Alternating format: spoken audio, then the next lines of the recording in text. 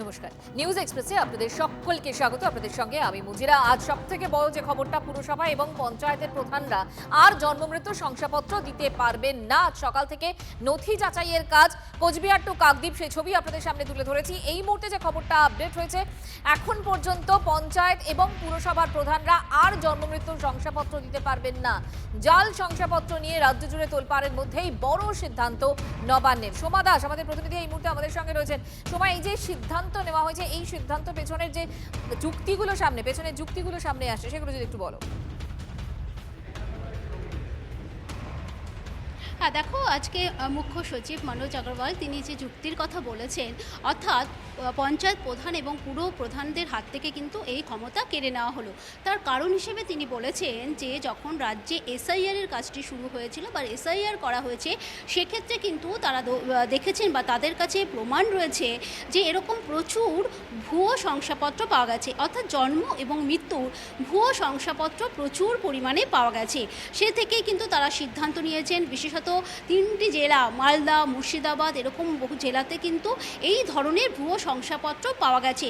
যেটা তিনি বলেছেন যে এই যে বার্থ সার্টিফিকেট, তার উপর কিন্তু নির্ভর করছে যে আধার কার্ড সহ অন্যান্য যে পরিচয়পত্র, সেই পরিচয়পত্র বানানোর কাজ। ফলে এটি কিন্তু অতি গুরুত্বপূর্ণ। ফলে সেক্ষেত্রে যদি ভুয়ো হয় তাহলে কিন্তু সমস্ত বিষয়টি কিন্তু একটা বেআইনি হয়ে যাবে। সেক্ষেত্রে তারা বলছেন যে জন্ম এবং মৃত্যু শংসাপত্রে যাতে কোনো রকম ভুল না থাকে, তার জন্য এই সিদ্ধান্ত নেওয়া হয়েছে। অর্থাৎ সরকারি নিয়মে একটা বড় বদল, শুধুমাত্র সরকারি আধিকারিকরাই জন্ম মৃত্যুর শংসাপত্র দেবেন। শীঘ্রই বিজ্ঞপ্তি জারি করা হবে, জানিয়েছেন মুখ্য সচিব মনোজ আগরওয়াল। আপনার যে রেজিস্টার এসছে 1997 পরে, যেটা আছে কি গ্রাম বাদান হয়েছে, অ্যান্ড আপনার ডিপেন্ড করে কোন মিউনিসিপ্যালিটিতে কোন বছরের ডকুমেন্ট আছে। কোন পঞ্চায়েত তো পাওয়ার পেলো 97-এ, অ্যান্ড আপনার মিউনিসিপ্যালিটি পেলো 2000-এ। তো যখন থেকে ওর আগে তো নিশ্চয়ই অফিসার করতো। আপনার যে রেকর্ড 1997 আগে তো কোনো রেকর্ড হবে না পঞ্চায়েত প্রধানে, ইয়া 2000 পরে, 2000 আগে তো হবে না কর্পোরেশনে, মিউনিসিপ্যালিটি। যেখান থেকে রেকর্ড পাবো, যেখানে হবে ওটা হবে। যদি পঞ্চায়েত প্রধান এবং মিউনিসিপ্যালিটির চেয়ারম্যান এদের হাতে এই দায়িত্ব থাকে বা ছিল বলা ভালো, স্বাভাবিকভাবে তারা পলিটিক্যাল অ্যাঙ্গেল থেকে এই কাজটা করেছেন এবং তারা সাধারণত দেখা গেছে যে এরা খুব একটা অ্যান্সারেবল তো নয়। অর্থাৎ তারা যে দায়িত্ব নেওয়ার ব্যাপারে সেই পরবর্তীকালে যদি কিছু ভুল বেরোয়, যেহেতু পলিটিক্যাল এন্টিটি, রাজনৈতিক ব্যক্তিত্ব, তাদের অনেক পালানোর জায়গা থাকে। সরকারি অফিসারদের হাতে যদি এই দায়িত্ব থাকে, তো স্বাভাবিকভাবে সে নিজের চাকরির কথা মনে করে বা মাথায় রেখে সবসময় চেষ্টা করবে যে জেনুইন বার্থ সার্টিফিকেট দেওয়ার জন্য। তো এটা অত্যন্ত লাভ হবে। না হলে পরে এর মধ্যে দিয়ে তো যারা বাংলাদেশি, যারা বাংলাদেশ থেকে অনুপ্রবেশকারী, তারা বার্থ সার্টিফিকেট জোগাড় করে ভারতের নাগরিক হয়েছে এর আগে। এটা তো আমাদের সরকারের সময় আমরা চলতে দেবো না। আরও একবার আপনাদেরকে জানাই, আজকে নবান্নের একটা বড় সিদ্ধান্ত। পুরসভায় এবং পঞ্চায়েতের প্রধানরা আর জন্মমৃত্যু শংসাপত্র দিতে পারবেন না। ভুরি ভুরি অভিযোগ রয়েছে, দুর্নীতির অভিযোগ রয়েছে, এবং সেই প্রেক্ষিতেই আজকে নথি যাচাইয়ের কাজ শুরু হয়েছে কোচবিহার টু কাকদ্বীপ, সে ছবি আমরা দেখেছি। এবং তারপরেই যেটা সিদ্ধান্ত হয়েছে যে জাল শংসাপত্র নিয়ে রাজ্য জুড়ে তোলপাড়ের মধ্যেই এই সিদ্ধান্ত নেওয়া হয়েছে। শুধুমাত্র সরকারি আধিকারিকরাই জন্মমৃত্যুর শংসাপত্র দেবেন। শীঘ্রই বিজ্ঞপ্তি জারি করা হবে বলে জানিয়েছেন মুখ্য সচিব মনোজ আগরওয়াল।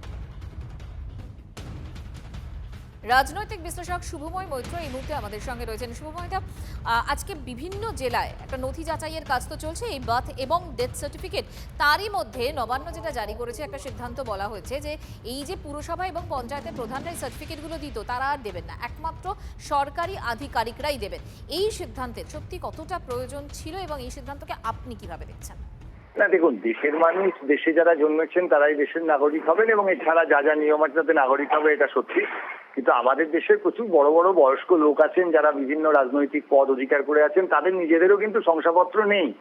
ফলে নিম্নবিত্ত মানুষ, তাদের শংসাপত্র থাকলো না, বা কোনো মানুষ অনেকদিন আগে জন্মেছেন তার শংসাপত্র থাকলো না, এটাই স্বাভাবিক। এবার যারা ক্ষমতায় আছেন তাদের তো কোনো অসুবিধে নেই, যার হাতে ক্ষমতা থাকে তার জন্মের শংসাপত্র না থাকলেও তিনি এই দেশের নাগরিক। আর নিম্নবিত্ত গরিব মানুষ যার কাছে কোনো কাগজপত্র নেই কিন্তু এদেশেই জন্মেছেন, তাকে ভীষণভাবে একটা অসহায়তা, একটা হয়রানির মধ্যে পড়তে হবে। ফলে একটা রাষ্ট্রের দায়িত্ব তো শুধু শংসাপত্র পেলাম না তাই দেখে কিছু লোককে ঘেঁটি ধরে বার করে দিলাম, এরকম হতে পারে না। ফলে একটা সংবেদনশীল রাষ্ট্র ব্যবস্থা তাদের দুটো দিকই দেখতে হবে। নিশ্চয়ই ঠিকই তো, যদি দেখা যায় যে আগের রাজত্বে প্রচুর লোকের কাছ থেকে পয়সা নিয়ে বাংলাদেশের মানুষের জাল শংসাপত্র দেওয়া হয়েছে, তাহলে সেটা নিশ্চয়ই ঠিক হয়নি, সেগুলো সরকারকে দেখতে হবে। কিন্তু একই সঙ্গে এই দেশে জন্মেছেন নিম্নবিত্ত মানুষ, পুরুলিয়ার কোনো গ্রামে থাকেন, যিনি বাড়িতে জন্মেছেন তার কাগজ নেই, সেই লোকটাকে আমি ভারতের নাগরিক বললাম না, তাকে বার করে দিলাম, গরিব মানুষকে ভয় দেখালাম, এটাও একটা সংবেদনশীল রাষ্ট্র ব্যবস্থার কাজ হতে পারে না। ফলে এই দুটো জিনিসের মধ্যে একটা ট্রেড অফ প্রয়োজন। রাষ্ট্রকে সংবেদনশীল হতে হবে এবং একই সঙ্গে যারা অনুপ্রবেশকারী, যারা দেশে গোলমাল পাকাচ্ছেন, তাদেরকে এদেশ থেকে বার করার ব্যবস্থা করতে হবে। এই দুটোকে এমন যেন না হয় টাইপ 1 অ্যান্ড টাইপ 2 এরর বলে, সেগুলো স্ট্যাটিস্টিক্স আমাদের দেশের মন্ত্রীরা নিশ্চয়ই খুব ভালো পড়াশোনা করেন, ফলে তারা জানবেন যে কখন কোনটা ভুল আর কোনটা ঠিক। কিন্তু সেটা যদি তাদের রাজনৈতিক উদ্দেশ্য প্রণয়নের কাজে ব্যবহৃত হয়, সেক্ষেত্রে খুব মুশকিল। ধন্যবাদ শুভময়।